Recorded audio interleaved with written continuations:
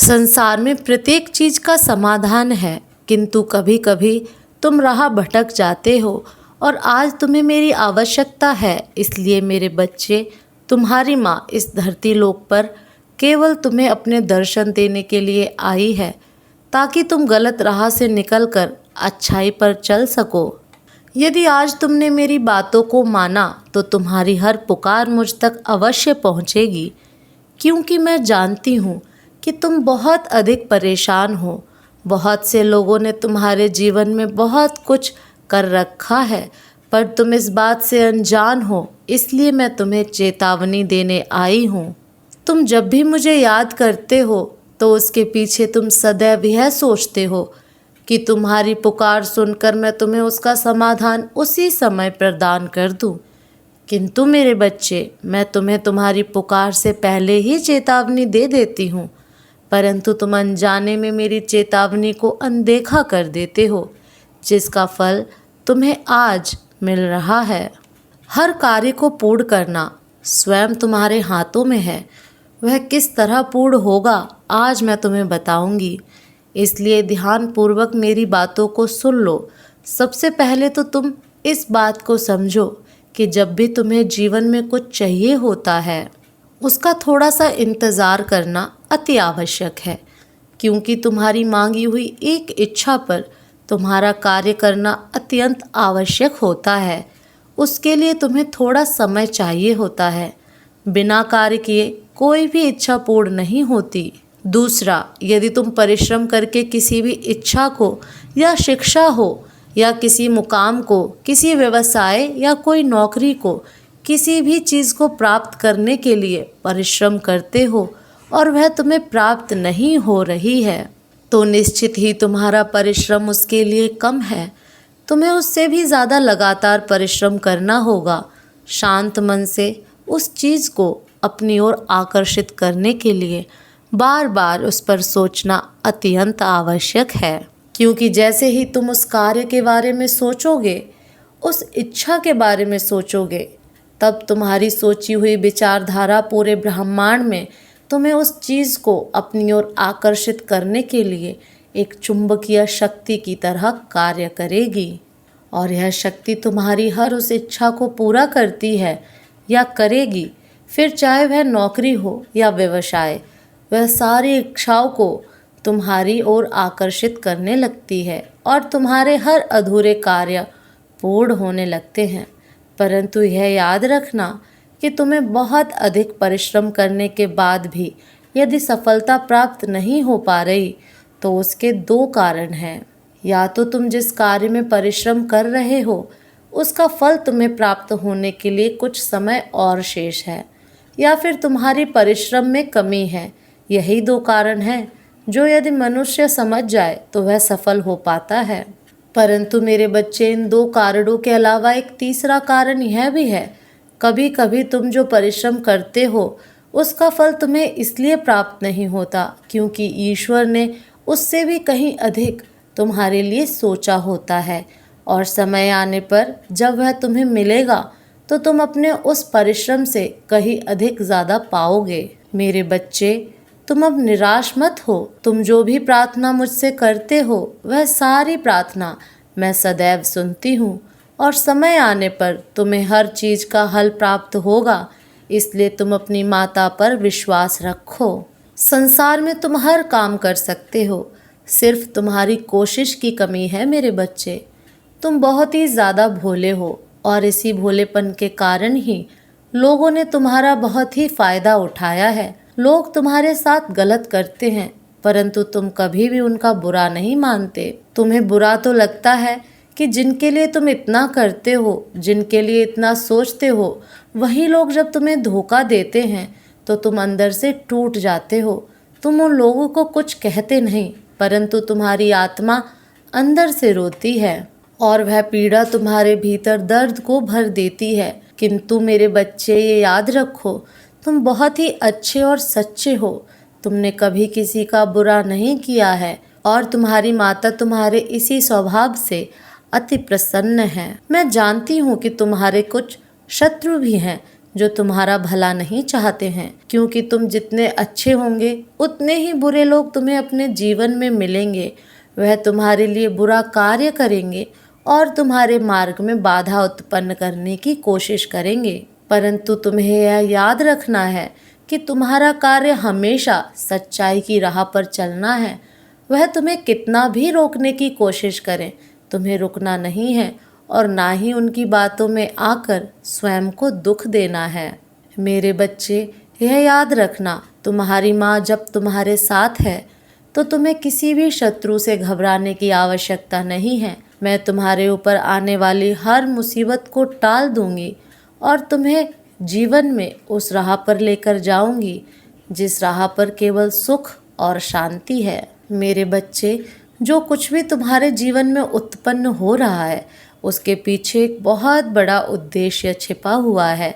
मैं जानती हूँ कि तुम बहुत ही जल्दी घबरा जाते हो, तुम बहुत ही जल्दी हार मान लेते हो, परंतु जब मैं तुम्हारे साथ हूँ तो तुम्हें चिंता करने की आवश्यकता नहीं है। तुम यह अच्छे से जानते हो कि मैं हर पल तुम्हारे साथ हूँ। तुम्हें मैं हमेशा तुम्हारे शत्रुओं से बचाती आई हूँ और आगे भी बचाती रहूंगी। तुम बस खुश रहो मेरे बच्चे और अपना ख्याल रखो। मैं तुम्हें कभी कुछ भी नहीं होने दूंगी। अपनी माँ पर भरोसा रखो मेरे बच्चे। मेरे जाने का समय हो चुका है, किंतु यह याद रखना कि जब तुम्हारी माँ तुम्हें दोबारा दर्शन देने आएगी तो तुम अपने अंदर बदलाव करके अपने जीवन को नई दिशा में ले जाओगे। ये याद रखो, तुम बहुत ही अच्छे और सच्चे हो। तुमने कभी किसी का बुरा नहीं किया है और तुम्हारी माता तुम्हारे इसी स्वभाव से अति प्रसन्न है। मैं जानती हूँ कि तुम्हारे कुछ शत्रु भी हैं जो तुम्हारा भला नहीं चाहते हैं, क्योंकि तुम जितने अच्छे होंगे उतने ही बुरे लोग तुम्हें अपने जीवन में मिलेंगे। वह तुम्हारे लिए बुरा कार्य करेंगे और तुम्हारे मार्ग में बाधा उत्पन्न करने की कोशिश करेंगे, परंतु तुम्हें यह याद रखना है कि तुम्हारा कार्य हमेशा सच्चाई की राह पर चलना है। वह तुम्हें कितना भी रोकने की कोशिश करें, तुम्हें रुकना नहीं है और ना ही उनकी बातों में आकर स्वयं को दुख देना है। मेरे बच्चे, यह याद रखना, तुम्हारी माँ जब तुम्हारे साथ है तो तुम्हें किसी भी शत्रु से घबराने की आवश्यकता नहीं है। मैं तुम्हारे ऊपर आने वाली हर मुसीबत को टाल दूंगी और तुम्हें जीवन में उस राह पर लेकर जाऊंगी जिस राह पर केवल सुख और शांति है। मेरे बच्चे, जो कुछ भी तुम्हारे जीवन में उत्पन्न हो रहा है उसके पीछे एक बहुत बड़ा उद्देश्य छिपा हुआ है। मैं जानती हूँ कि तुम बहुत ही जल्दी घबरा जाते हो, तुम बहुत ही जल्दी हार मान लेते हो, परंतु जब मैं तुम्हारे साथ हूँ तो तुम्हें चिंता करने की आवश्यकता नहीं है। तुम यह अच्छे से जानते हो कि मैं हर पल तुम्हारे साथ हूँ। तुम्हें मैं हमेशा तुम्हारे शत्रुओं से बचाती आई हूँ और आगे भी बचाती रहूंगी। तुम बस खुश रहो मेरे बच्चे और अपना ख्याल रखो। मैं तुम्हें कभी कुछ भी नहीं होने दूंगी। अपनी माँ पर भरोसा रखो मेरे बच्चे। मेरे जाने का समय हो चुका है, किंतु यह याद रखना कि जब तुम्हारी माँ तुम्हें दोबारा दर्शन देने आएगी तो तुम अपने अंदर बदलाव करके अपने जीवन को नई दिशा में ले जाओगे। ओम नमः शिवाय। जय माँ काली। मेरे बच्चे, तुम तो सिर्फ अपना अतीत और आज देख पाते हो, पर तुम्हारी माता तुम्हारा भविष्य भी देख सकती हैं। मैं तुम्हारा अतीत, वर्तमान और भविष्य तीनों देख सकती हूँ और आज तुम्हारे उसी विषय के बारे में मैं तुम्हें बताने आई हूँ। आज मैं तुम्हें ये बताने आई हूँ कि क्या भविष्य में भी तुम्हारी यही स्थिति है जैसी आज है। जो जकड़न, जो मायूसी आज है तुम्हारे अंदर, क्या भविष्य में भी ऐसा होगा तुम्हारे साथ? मेरे बच्चे, तुम कभी कभी इतना असहाय महसूस करते हो कि कार्य करते हुए भी तुम्हें ऐसा महसूस होता है जैसे तुम्हारे हाथ पैर नहीं चल रहे हैं। कुछ परिस्थितियां ऐसी हैं जिसमें तुम खुद को इतना उलझा हुआ महसूस कर रहे हो कि लाख परिश्रम के बाद भी वो लोग तुम्हारे जीवन से नहीं जा रहे हैं, वो याद नहीं मिट रही है। तुम उन परिस्थितियों से निकल ही नहीं रहे हो और उलझते चले जा रहे हो। तुम्हें यही चिंता है ना कि कब तक ये सब चलेगा? क्या मेरी पूरी ज़िंदगी ऐसी ही कट जाएगी? तो नहीं मेरे बच्चे, भविष्य में ऐसा कुछ नहीं हो रहा है तुम्हारे साथ। तुम एक आराम की ज़िंदगी जी रहे हो, ये भाग दौड़ की ज़िंदगी नहीं है तुम्हारी। तुम्हें हर रोज़ उठकर ऐसी जगह काम करने नहीं जाना पड़ रहा है जहाँ तुम्हारा मन नहीं है काम करने का।